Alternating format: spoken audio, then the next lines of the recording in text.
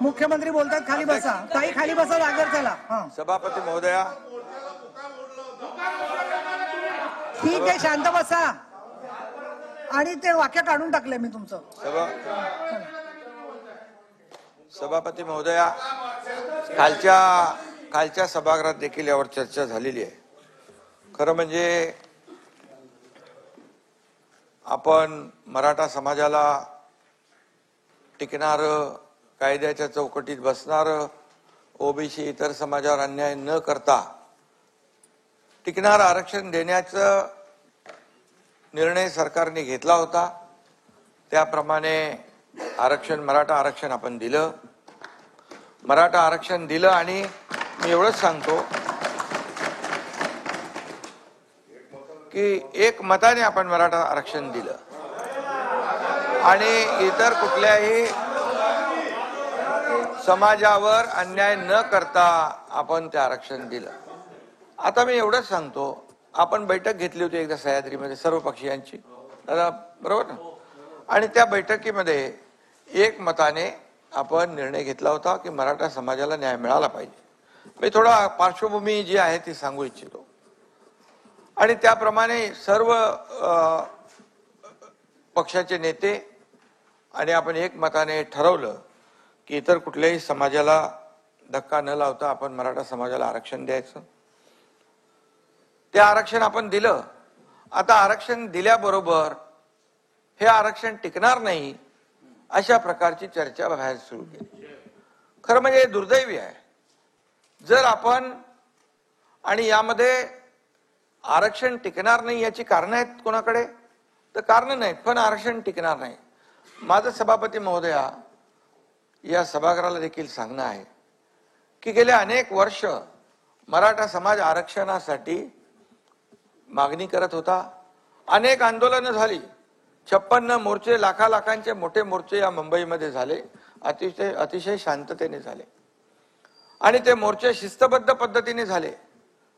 त्या मोर्चाची कोणी टिंगल चेष्टा केली हा विषय मी आज बोलत नाही, परंतु एवढ्या शिस्तीने मोर्चे निघालेले संपूर्ण देशाने जगाने पाहिले.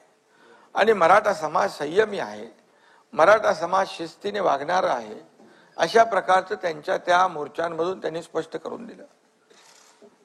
आता या आरक्षण देत असताना मनोज जरांगे पाटील यांनी मराठवाड्यातल्या कुणबी प्रमाणपत्र ज्यांच्या नोंदी जुन्या आहेत त्यांना कुणबी दाखले मिळत नाहीत अशा प्रकारची मागणी केली. मी आपल्याला सांगू इच्छितो सभापती महोदया, जवळपास संपूर्ण या आपल्या राज्याची यंत्रणा, मराठवाड्याची यंत्रणा कामाला आपली लागली. प्रत्येक जिल्ह्यामध्ये एक विशेष कक्ष स्थापन केला.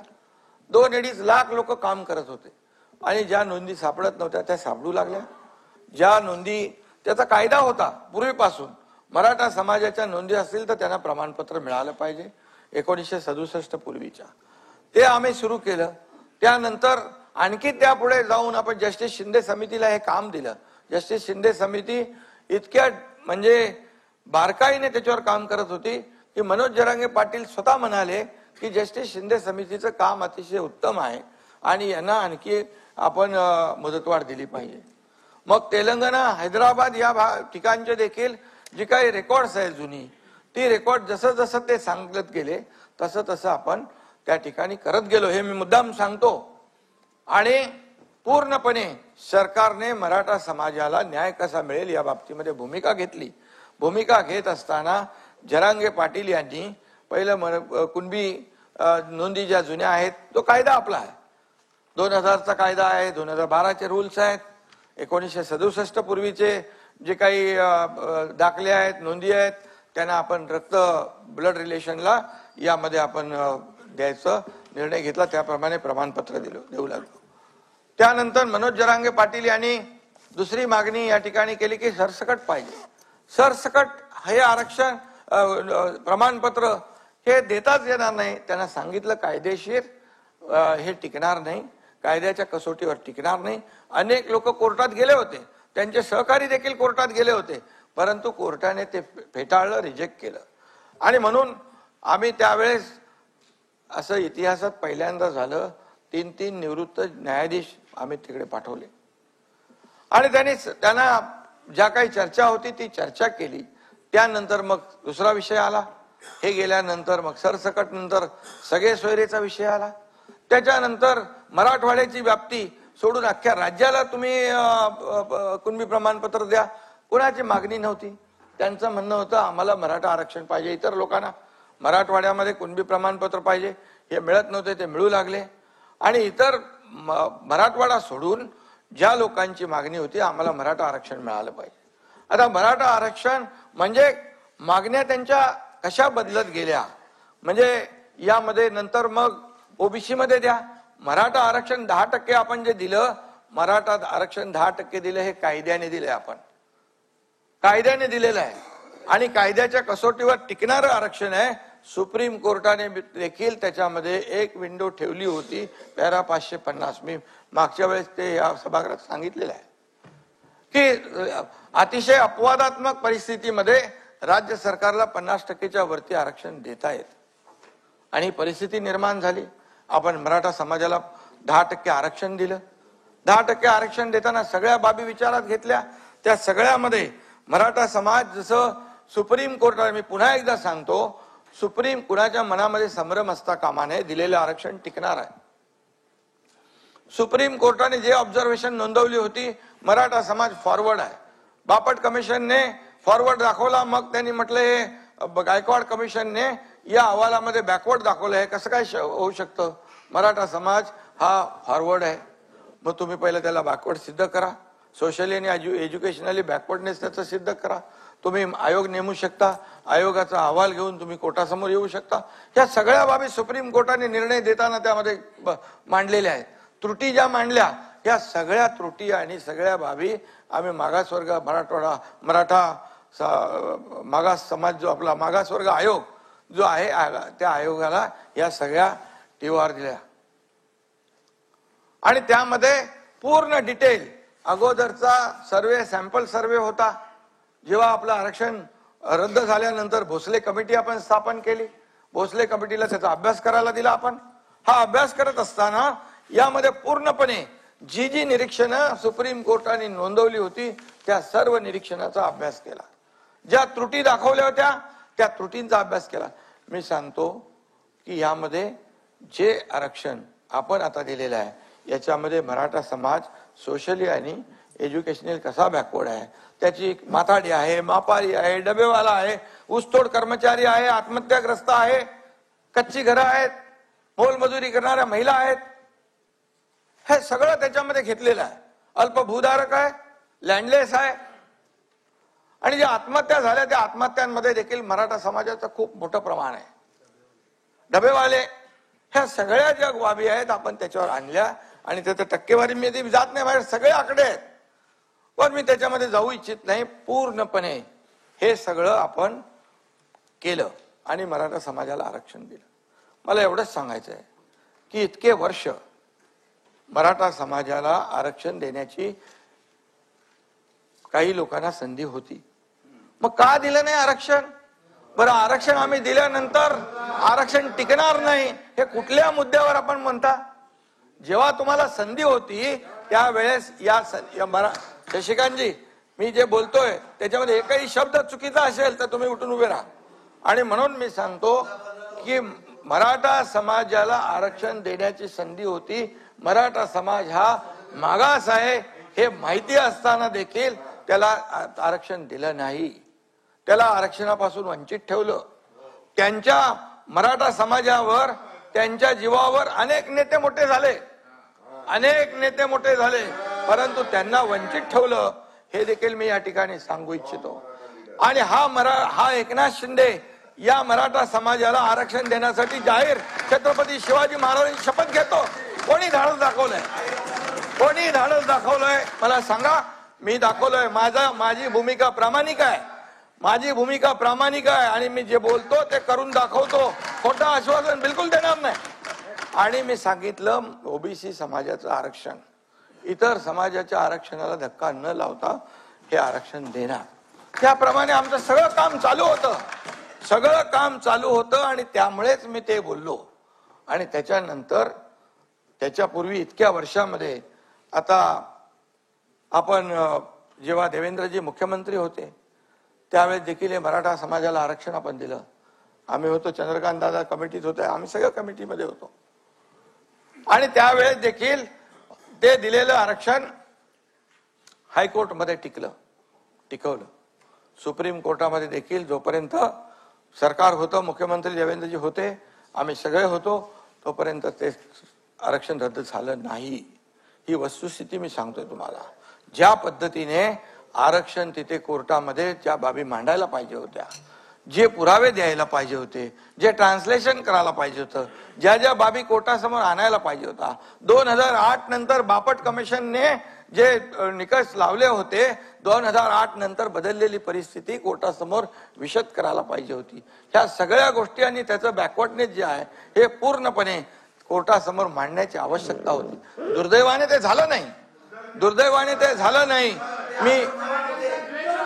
मी आणि म्हणून मी एवढंच सांगतो की ते टिकलं नाही. आणि मग तेव्हा कोर्टाने निर्णय दिला, त्या निर्णयाच्या अनुषंगाने आपण या सगळ्या आणि मराठा समाजाला आरक्षण देण्याबद्दल देवेंद्रजींच्या मुख्यमंत्री पद असताना आम्ही दिलं. मग असं असताना आता हे दिलेलं आरक्षण कसं टिकलं पाहिजे, आपण सगळ्यांनी मिळून एकत्र एकमताने केलेलं आहे. मग त्याच्यावर शंका निर्माण करण्याचं कारण काय? म्हणजे समाजामध्ये संभ्रम निर्माण करणे, समाजामध्ये अस्वस्थता निर्माण करणे हा हेतू आहे का कोणाचा? मग मी सांगतो की या सर्व तुमच्याकडे बोलणाऱ्यांकडे काही हे आहेत, कारण आहेत की हे कसं टिकणार नाही ते तरी सांगा, मग आम्ही त्याच्यावर उत्तर देतो. ही पुरेपूर काळजी आम्ही घेतली. याच्यामध्ये सगळं त्यात कुठल्याही कोर्टामध्ये आता कोणी चॅलेंज केलं तरी सुद्धा कोर्टाला त्याची बाजू आम्ही मांडू. आणि कोर्टाने देखील म्हटलंय की 102 प्रमाणे आपल्याकडे नव्हतं, 105 प्रमाणे आपल्याकडे अधिकार आले आणि आपल्या अधिकाराचा एक्सेप्शनल आणि एक्स्ट्रा ऑर्डिनरी सर्कमस्टन्स मध्ये आपण हा निर्णय घेऊ शकतो. हा अधिकार आपला आहे आणि आपण तो एकमताने घेतलेला असताना अशा प्रकारे आणि मराठा समाजाला आपण सारथी कोणाच्या कारकिर्दीत सुरू झाली? देवेंद्रजींच्या. अण्णासाहेब पाटील आपण सुरू केलं, त्या 10 लाखाचं 15 लाख केलं. सारथीची शिष्यवृत्ती, सारथीचे कोर्सेस वाढवले, आपण सारथीला मजबूत केलं. ज्यांना हॉस्टेल आहेत त्यांना हॉस्टेलची व्यवस्था, ज्यांना हॉस्टेल नाही त्यांना निर्वाह भत्ता वाढवून दिला सभापती महोदय. ग्रामीण भागातला आणि शहरी भागातला तो वाढवला. दादा बरोबर आहे. आपण 6,000 केले, वर्षाचे 60,000 बरोबर. आणि म्हणून आणि आपण त्याही वेळेस सांगितलं मराठा समाजाला ओबीसी प्रमाणे सगळे सवलती मिळतील. आणि हे सगळं करत असताना आज आणि अधिसंख्य पद जे मराठा समाजाला जे आरक्षण रद्द झालं ज्यावेळेस सुप्रीम कोर्टात, आणि या दरम्यान ज्यांचं सिलेक्शन झालं होतं जवळपास 4,500 ते 5,000 लोक, कोणी त्यांना हात लावत नव्हतं. मी सांगितलं मी फेस करेन, त्यांना नियुक्त्या द्या. 5,000 लोक तिथं काम करतायत. त्याचबरोबर मॅट मध्ये काही 500 लोक गेले, एमपीएससी आणि इतर लोक मॅट मध्ये गेल्यानंतर हायकोर्टामध्ये एजी आणि आपल्या सर्व वकिलांना सांगितले यांची बाजू लावून धरा. त्यांना देखील हायकोर्टाने त्यांच्या बाजूने निकाल दिला. ते 500 लोक कामाला लागले. हे प्रामाणिकपणे आपण केलंय. सरकारने प्रामाणिकपणे करत असताना या ठिकाणी अशा प्रकारचं बघा, मनोज जरांगे पाटील हा प्रामाणिकपणे मराठा समाजासाठी आंदोलन करत होता. त्याची राजकीय काही पार्श्वभूमी नव्हती. मी स्वतः गेलो तिथे, एकदा नाही 2 वेळा गेलो. कुठला मुख्यमंत्री जातो आपला सगळं प्रोटोकॉल बाजूला ठेवला, सगळं एवढ्या मोठ्या मॉब मध्ये मी गेलो स्वतः. शशिकांत शिंदे तिकडे होते. एवढ्या सगळ्या मॉब मध्ये असताना देखील मी तिकडे गेलो. आणि हे केल्यानंतर आज ज्या वेळेस मनोज जरांगे पाटील यांच्याशी आम्हाला काही त्यांचं देणं घेणं नाही, परंतु ज्या पद्धतीने सरकारने केलेलं काम मराठा समाजासाठी ते ऍक्सेप्ट करायच्या ऐवजी सरकारवर टीका करणं, त्याचबरोबर मला देखील मुख्यमंत्री म्हणून मला देखील माझी पण सगळे काय काढायची ती काढली. उपमुख्यमंत्री, सगळे मंत्री. अरे असं कधी होतं काय? असं कधी चालतं काय? सरकार म्हणून आम्ही निर्णय घेणारे लोक, विरोधी पक्षाला सोबत विश्वासात घेऊन आम्ही निर्णय घेतला. आणि तो निर्णय घेत असताना मग एकेरी पद्धतीने बोलणं आणि त्यानंतर या सगळ्या गोष्टीचा कर केला की देवेंद्रजींना अगदी खालच्या पातळीवर त्यांच्यावर आरोप केला की त्यांना विष देऊन मारणार आहेत. आणि हे म्हणजे जेव्हा अशा प्रकारचं वक्तव्य त्यांच्याकडून होऊ लागलं, मी प्रेस कॉन्फरन्स मध्ये देखील म्हणालो की ही भाषा जी आहे कार्यकर्त्याची नाही, ही भाषा राजकीय भाषा आहे आणि त्याच्या मागे कोण आहे? खरं म्हणजे आज आपलं हे महाराष्ट्र एक पुरोगामी महाराष्ट्र आहे. सगळ्या जातीपाती इथे एकत्र राहतात, एकत्र नांदतात, एकत्र काम करतात आणि जाती जातीमध्ये भांडणं लावण्याचं काम कुणालाही करता येणार नाही.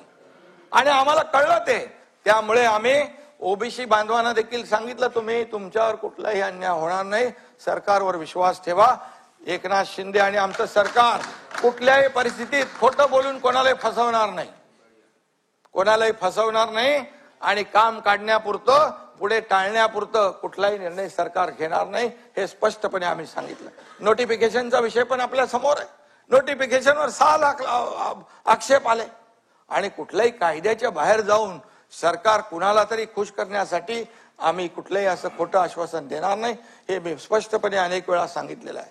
आणि म्हणून कुणबी प्रमाणपत्र ज्यांना पाहिजेत, ज्यांच्या नोंदी आहेत त्यांना कुणबी प्रमाणपत्र मिळत आहेत. आज मराठा समाजाला आरक्षण 10% आपण दिलेलं आहे, हे 10% आरक्षणाचा लाभ देखील या मराठा समाजाला मिळणार आहे. आणि म्हणून अशा प्रकारे कोण याच्यावर कोणी आपले प्रवीण दरेकर बोलले असतील, आणखी कोणी बोलले असतील, आपणही बोलला असाल, याच्यामध्ये काही लोकांनी हे मीडियावर सोशल मीडियावर चर्चा केली, जे मनोज जरांगे पाटील सोबत काम करणारे होते, त्याच्यामुळे ही सगळी चर्चा झाली. आणि मग चर्चा झाल्यानंतर रात्री कोण गेलं, सकाळी कोण गेलं, नेहमी कोण तिकडे जातो, ह्या सगळ्या गोष्टी लपत नाहीत. ह्या कुठल्याही गोष्टी लपत नाहीत. दगडफेक झाली त्यावेळचा देखील पूर्णपणे अहवाल पोलिसांकडे साईडीकडे आहे. कोणी दगड जमा केली, कोणी दगड मारायला लावली, ह्या सगळ्या गोष्टी काय लपतात का? आतापर्यंत बिलकुल सरकार पूर्णपणे एक सहानुभूती, एक मराठा संयम ठेवला होता. अरे जाळपोळ करायला लागले, आमदारांचं घर जाळायला लागले, त्याच्या घरात फॅमिली असताना एसट्या जाळून टाकल्या, सगळं मालमत्ता जप्त केली. आणि मग अशा परिस्थितीमध्ये सरकारने काय करायचं? हातावर हात बांधून बसायचं? हायकोर्टाने देखील सांगितलं बाकी सर्व समाजाचं आणि महाराष्ट्रातल्या जनतेच्या जीविताचं रक्षण करायचं काम, कायदा सुव्यवस्था राखण्याचं काम सरकारचं आहे. आणि म्हणून सरकार कुठल्याही परिस्थितीमध्ये हातावर हात धरून बसू शकत नाही आणि सरकार कुठल्याही परिस्थितीमध्ये कोणावर अन्याय देखील करू शकत नाही. आज प्रामाणिकपणे आंदोलन होतं, प्रामाणिकपणे मंत्री गेले, मुख्यमंत्री गेले, सगळे अधिकारी गेले, सगळे आम्ही पाठवले. परंतु एक कुठेतरी एक माणसाने कायद्याच्या चौकटीमध्ये जे नाही बसणार त्याची मागणी करणं हे योग्य आहे का? आणि म्हणून ज्या गोष्टी बाहेर येत आहेत आणि देवेंद्रजींना हे करणं, आता कोणीतरी म्हणालं, अंबादास तुम्ही म्हणालात की मुख्यमंत्र्यांच्या बद्दल ते बोलत नाहीत, ह्यांच्याबद्दल बोलतायत, म्हणजे आमच्यामध्ये काही दुफाळी होणार नाही. कारण माझ्याबद्दल पण बोललेला आहे तो, आणि जरी नसेल बोलला तरी सुद्धा सरकार म्हणून आमची कलेक्टिव्ह जिम्मेदारी आहे, कलेक्टिव्ह जबाबदारी आहे. त्यामुळे अशा प्रकारचं हे देखील मनोज जरांगे पाटील यांच्या तोंडून जे येतंय, मग का नाही बोलणार हे लोक की मग ही भाषा कुणाची आहे, हे सगळं स्ट्रॅटेजी कुणाची आहे की एकावर आरोप करायचं, दुसऱ्याला सेफ ठेवायचं. पण आमच्या सरकारमध्ये कुठलाही निर्णय, मी घेतलेले प्रत्येक निर्णय दोन्ही DCM आमचे संबंधित मंत्री यांच्याशी चर्चा करूनच शेवटी हा राज्याचा एक संवेदनशील विषय आहे. आणि म्हणून अशा प्रकारे जे आपण आता दिलंय, मराठा समाजाला आरक्षण 50% दिलंय, तिथे कुणबी प्रमाणपत्र जी आहेत ती मिळत आहेत. आणि जो काय बॅकलॉग होता मराठा समाजाला मिळत नव्हतं ते सुरू केलं आपण. त्याचं सगळ्यांनी स्वागत केलं पाहिजे, सगळ्यांनी त्याचं स्वागत केलं पाहिजे आणि त्याच्यामध्ये कसं टिकेल या बाबतीमध्ये बोललं पाहिजे. आणि म्हणून मला वाटतं की याच्यामध्ये जे काही यांनी मुद्दे उपस्थित केलेले आहेत कोणी, आणि कायदा सगळ्यांना समान असावा. मी बोललो, मी प्रेस कॉन्फरन्स मध्ये पण बोललो, कायद्यापेक्षा कोणी मोठा नाही. मुख्यमंत्री असला तरी तो सुद्धा नाही. कायदा त्यांनी पाळला पाहिजे. आणि म्हणून कायदा आपण या सार्वभौम या सभागृहामध्ये कायदे पारित करतो. या कायद्याचं उल्लंघन कोणालाच करता येणार नाही. जयंतराव, सगळ्यांनी कायदा पाळला पाहिजे. आणि म्हणून कायद्यापेक्षा कोणी मोठा नाही. काय भाषा, काय हे करून टाका, ते करून टाका, हे झालं पाहिजे, ते झालं पाहिजे, हे बंद करा, हे गाव बंद करा, असं कधी झालं होतं आपल्याकडे? असं कधी झालं होतं आपल्याकडे? असं कधीच झालं नव्हतं. आणि म्हणून याच्यामध्ये बघा, आपल्याला मी सांगतो, हा आपला महाराष्ट्र आहे, आपली एक संस्कृती आहे, आपली परंपरा आहे. आणि या सगळ्या गोष्टी ज्या आहेत याच्यामध्ये कुणाला उतरवा. आणि काय काय भाषा, हा असं कसं काय होऊ शकतं? प्रत्येकाने आपली मर्यादा ओळखून बोललं पाहिजे. या देशाचे प्रधानमंत्री मोदी साहेबांनी जगात नाव केलं. आज आपल्याला त्याचा अभिमान असला पाहिजे. नाता भाऊ, जगभरामध्ये आम्ही जातो तर मोदीजींच्या नावाने, आपल्या देशाच्या नावाने सन्मानाने बोललं जातं, आदराने बोललं जातं. आज पूर्वी भारत बोलला की कोणी लक्ष देत नव्हतं. आज भारत बोलला की जग लक्ष देत आहे. याचं कारण जे संबंध जपलेले आहे, कोविडमध्ये असेल, इतर वेळा असेल, इतर जगाला देशांना मदत. तुम्ही म्हणा आता मोदीजींच्या बद्दल चांगलं बोलतो, चांगलं केलं तर चांगलं. बाळासाहेबांनी आम्हाला शिकवलंय, जे चांगलं आहे ते चांगलं बोला. अंबादास बरोबर आहे, ज्या चांगल्याला चांगलं बोला. आणि नाही, ते खरं आहे. आणि म्हणून चांगल्याला चांगलं बोलण्याची सवय आमची आहे, ही शिकवण आमची आहे. वाईटाला वाईटाचे ताकीद, त्याला पण धडा शिकवायचं काम पण शिकवलेलं आहे. आणि म्हणून आज या देशाचे प्रधानमंत्री मोदी साहेब यांच्याबद्दल अशा प्रकारचे उद्गार काढणं हे शोभतं का? असं होऊ शकतं का? ही सरकारची जबाबदारी आहे. आणि म्हणून एका मर्यादेपर्यंत आपण टॉलरेट करू शकतो. एका मर्यादेच्या नंतर जेव्हा वाटलं या पाठवून यांच्या स्टेटमेंटला, बोलण्याला, भाषेला काहीतरी वेगळा राजकीय वास येतोय, त्यावेळेस मग मी पण बोललो की कायद्यापेक्षा कोणी मोठा नाही. कायदा हातात घेण्याचा अधिकार कोणालाही नाही आणि कायदा कोणी हातात घेऊ शकत नाही. शेवटी मला मुख्यमंत्री म्हणून इतर सगळे समाज जे आहेत त्यांची जबाबदारी आपली आहे. उद्या शशिकांत शिंदेच्या गाड्या अडवल्या आणि फोडल्या तर चालेल? नाही चालणार. तुम्हाला तुमच्या मागे सरकार उभं राहील. तुमच्यावर जरी झालं तरी आज सरकार तुमच्या पाठीशी उभं राहील. आणि मी सांगतो पुन्हा एकदा, जे मी जाहीरपणे शपथ घेतली तिथं मराठा समाजाच्या ऐवजी दुसरा कुठलाही समाज असता तर त्यासाठी देखील या एकनाथ शिंदेने ती शपथ घेतली असती. सगळ्यांना घेऊन सोबत आपल्याला हे राज्य पुढे न्यायचंय. राज्याचा विकास सुरू आहे. आणि म्हणून आज जे काही इथे चर्चा झाली, आता नारायण राणेंना एक झालं ना, आपण साक्षीदार होतो सगळे. ते तर केंद्रीय मंत्री होते, ताटावरनं उठवलं. एवढी घाई का होती? ताटावरून जेवताना उठवलं, एवढा काय गुन्हा होता? हनुमान चालीस वाजवला, ते हनुमान चालीस देशद्रोही गुन्हा दाखवून त्या खासदार महिला भगिनीला जेलमध्ये टाकून दिलं. 12 दिवस का 14 दिवस. कंगना रनावतला 80 लाख रुपये दिले, महापालिकेचे खर्च केले आणि ते घर तोडायला लावलं. तुमचा पत्रकार लोक किती लोक आहेत, किती अनाथा भाऊ त्यावेळेस झालं, पण आम्ही काही केलं नाही. आम्ही सूडबुद्धीने वागलो नाही. आणि म्हणून आता माझं एवढं म्हणणं आहे की जे काय आहे ही वस्तुस्थिती जी आहे ही समोर आली पाहिजे. चौकशी त्याची आपण मागणी केलेली आहे.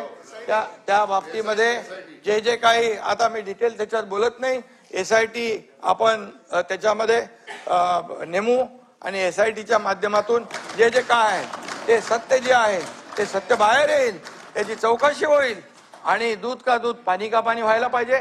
परंतु मी एवढं सांगतो, कोणालाही यामध्ये सूडबुद्धीने आकस्पोटी कुठलीही कारवाई कोणावर केली जाणार नाही. परंतु विरोधी पक्षाने देखील या मराठा आरक्षणामध्ये कुठपर्यंत आपण सहकार्याची भूमिका किंवा विरोधाची भूमिका किंवा राजकारणाची भूमिका घ्यावी हे ठरवलं पाहिजे, कारण हे आपण एकमताने निर्णय घेतलेला आहे, हे मी पुन्हा एकदा आपल्याला सांगू इच्छितो. आणि म्हणून माझी सगळ्यांना विनंती आहे की यामध्ये ज्या पद्धतीने कुणी माणूस असेल तो खालच्या पातळीवर बोलू लागला, जर एकेरी भाषेत बोलू लागला, खोटे नाटे आरोप करू लागला, तर त्याला बिलकुल पाठीशी कोणी घालता कामा नये.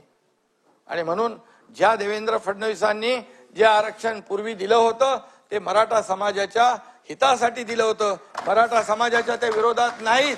आणि म्हणून मराठा समाजाच्या विरोधात ते कसे आहेत हे दाखवण्याचा केविलवाना प्रयत्न कुणी करू नये. या महाराष्ट्रातली जनता सुज्ञ आहे आणि सरकार म्हणून आम्ही एकत्र बसून हा निर्णय घेतलेला आहे.